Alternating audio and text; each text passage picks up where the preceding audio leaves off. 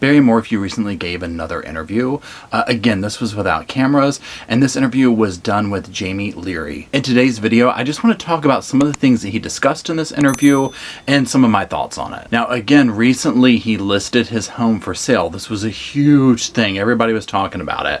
And in this interview, he cites some of the reasonings behind listing the house for sale. Now, looking at these reasons, I kind of want to play devil's advocate and bounce back and forth between trying to put myself in his shoes as well as how I feel about it. First of all, he says that him and his family have not even been living in the house. They've been living in a rented home nearby for the last several weeks. Now, some of the things that he's citing are, the extensive media coverage that obviously the case and therefore the house, the property has had, being recorded without his consent, and curious onlookers wandering onto the property. Now, Barry says that he does not believe Suzanne is anywhere near the house or that area at this point. He even says that he thinks that she was abducted. He talks about, how nice and generous she was, and other people that know her say this too. And he's like, you know what, she would have stopped to help anybody, and for that reason, that's why he says, I think she was abducted by someone. Now, he also says that his girls are horrified at the thought of even going back home there. So let's talk about the search that recently took place that Andy Mormon hosted, because Barry had some things to say about it. Barry says one of the reasons he didn't participate in Andy's search is because he had already scoured this entire area. So he's like, I already knew she wasn't there. Now, Barry also says some things about Andy Mormon. He says, first of all, Andy never reached out to me personally about the search that he was organizing, despite attempts of Barry trying to get up with him. Barry also goes down this very interesting road with some allegations. He says, you know what? Andy hasn't even tried contacting Suzanne in the past, so what's up with him doing it now? Barry questions his motives. Barry even says that they've spent many a night, Suzanne crying on his shoulder, trying to figure out why the siblings don't show her any love. He even goes as far as to say that when Suzanne's cancer came back, that him and their girls were like the only family support she got. Now, he also shared some private notes and card from Suzanne that came like this last Valentine's Day, I believe. The card is from Suzanne, and it's very lovey-dovey. It's, her confessing her feelings towards him. Her saying, her life wouldn't be what it was without him, and how much he means to her and how much she loves him. Now, again, Barry doubles down. He's like, I have opened my home up. I have opened computers up. I have opened everything up to searches and to investigators. And he even says that he has sat through countless days of interrogations. And he says he does not have a lawyer. So with all that being said, let me just talk about some of my thoughts here. So some of the things he was talking about with the property, I'm like, you know what? I get that. I'm sure the media is parked outside that property. I'm sure people are wandering on there all the time. We've seen video of him, talking to the other YouTuber that, Barry allegedly claimed he didn't think was being recorded. I can also get behind the girls being like, we're afraid to go back there. If they're in the frame of mind, which they're the only ones who really know this, that their mother was abducted or something like that, yeah, it's going to be kind of freaky. But then I start thinking to the other part of it, and I'm like, okay, so you've been renting a house and staying there the last several weeks. Well, while I do think the property and all that is very important, I think also the case is kind of revolving around him.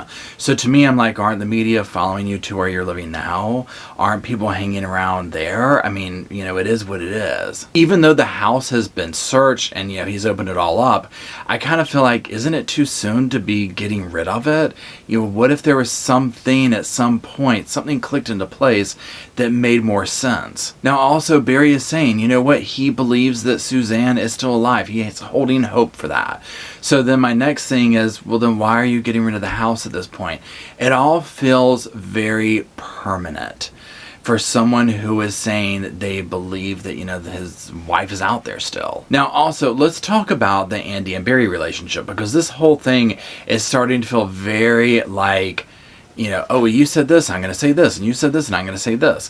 So, Andy has been very open with, this is how I feel, and this is, what the behaviors are making me think. And a lot of people are of that mindset as well. Barry's behavior doesn't look good. Barry coming out and taking these digs in the way of like, well, you know what, Andy didn't show up for this or call for that or da-da-da-da-da. What is Andy's motivations for coming out now? Even if that was true, it almost just kind of feels like, why are you coming out now and saying that? And I get if he's feeling like, oh, well, Andy's saying I did this and I didn't, so I'm saying this about him. It feels very juvenile playgroundish. You know, to me, I'm just like, let's keep the focus on Suzanne. You know, even if you feel that way about Andy, be the bigger person. Even if that's true, be the bigger person. Don't come out and lash out in response to. You know, if this information was already out there, it'd be one thing, but it's almost like, okay, this is just reactionary. And so therefore, it doesn't feel authentic to me. You know, once again, I don't know Barry and his family. I don't know Andy and his family.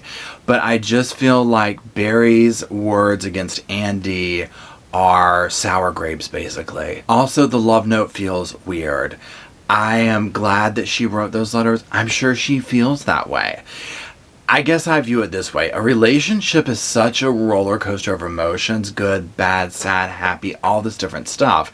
That's what makes it a relationship. So while somebody can feel one way, there could be other stuff going on at the same time. I mean, we're complicated human beings. This is, to me, an aspect of just being alive and being human. You know, look at the Watts case, for example. Look at all those posts, all that stuff that Shanann was writing, and then look at what was really going on behind the scenes. Now, this is not to insinuate that I know what's going on behind Barry and Suzanne's relationship and everything, but it also feels very weird to me to be like, look, here's these letters. See, you know, we loved each other. I'm going to prove it. It feels very odd, you know, because I'm like, I don't question that Suzanne loved him, you know, and I'm sure at one point he did her, you know. Now, did that deteriorate at some point? I don't know. But I guess the need to prove so many things, it feels weird, and it doesn't really sit right when it comes out and is portrayed in the media. You know, also I'm Barry doubling down, saying like, look, I've sat through interrogations. I don't have lawyers. And again, all that could be totally true, you know. But it just feels weird. It feels like he is out to prove something. And hey, maybe we'll all be like completely shocked and find out like, oh wow, you know, that was weird. That didn't go the way we were thinking. But the fact of the matter is, the only people right now that really know what took place is whoever did this to Suzanne, and the people who have the next best idea are the investigators. You know, we're getting little trickles of information in the media. Now, Barry is feeding into that by doing these interviews, you know, not being on camera and all this kind of stuff. It's all very odd. You know, so that is coming out bit by bit. But the investigators know way more than anybody else does, you know, and that's how it needs to be. And so I think that we can tell through actions, not words, where things are going.